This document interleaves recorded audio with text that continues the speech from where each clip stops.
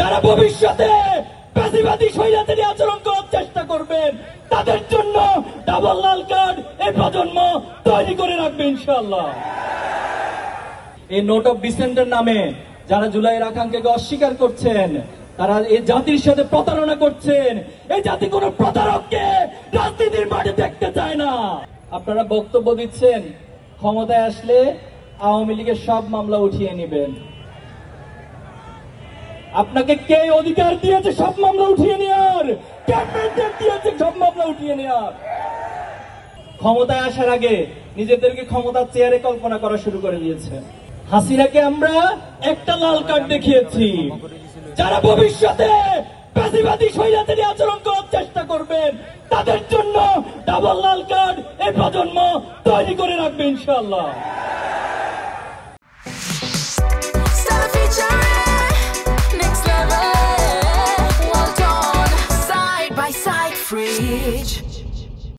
খুনি হাসিনা ছাত্র সমাজের অভ্যুত্থানে পতন ঘটে হেলিকপ্টারে পালিয়ে গিয়েছে।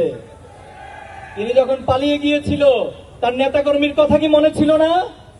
তার নেতাকর্মীদেরকে মৃত্যুর মুখে রেখে যে নেত্রী পালিয়ে যায় সেই নেত্রীর কথা ধরে যারা আজকে ইঁদুর দৌড় খেলা খেলছেন তাদেরকে হুঁশিয়ারি করে দিতে চাই। আপনাদের ন্যূনতম লজ্জা থাকার কথা ছিল, ন্যূনতম আপনাদের বিবেকবোধ থাকার কথা ছিল। যে নেত্রী আপনাদেরকে মৃত্যুর মুখে রেখে পালিয়ে যায় তার কথা আজকে আপনারা আবার নিজেদেরকে হুমকির মুখে ফেলছেন। সাবধান হয়ে যান। গতকাল কয়েকদিন ধরে সারা দেশে যে অরাজকতা সৃষ্টি করেছেন, অগ্নিসন্ত্রাস শুরু করেছেন, ময়মনসিংহে বাসে আগুন দিয়ে গাড়ির ড্রাইভারকে হত্যা করা হয়েছে, ঢাকা সহ সারা দেশে অনেকগুলো গাড়িতে অগ্নিসংযোগ করা হয়েছে।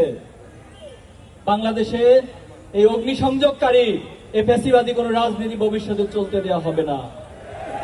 বাংলাদেশের ছাত্র সমাজ সেটা হতে দিবে না।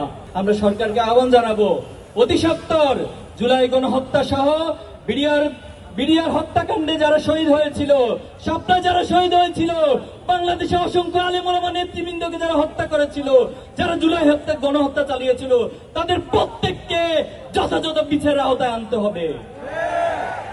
জুলাই সনদ জুলাইয়ের অন্যতম আকাঙ্ক্ষা ছিল। এই রাষ্ট্রে দীর্ঘদিন যাবৎ রাষ্ট্রের প্রতিটি প্রতিষ্ঠানকে ধ্বংস করে দেওয়া হয়েছে। আমাদের বড় আকাঙ্ক্ষা ছিল জুলাইয়ের মধ্যে দিয়ে প্রত্যেকটি প্রতিষ্ঠান সংস্কার হবে।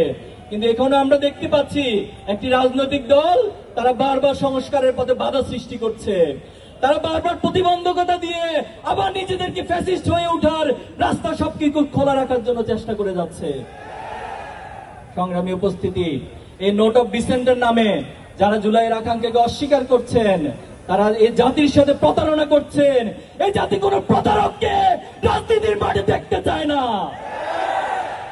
যে জুলাই আন্দোলন ছাত্রদের অভ্যুত্থান জাগরণের মধ্যে তৈরি হয়েছে, অথচ আমরা দেখেছি এই সরকার অনেকগুলো সংস্কারের কাজে উদ্যোগ নিয়েছে, কিন্তু শিক্ষা সংস্কারের কাজে তারা উদ্যোগ নেয় নাই।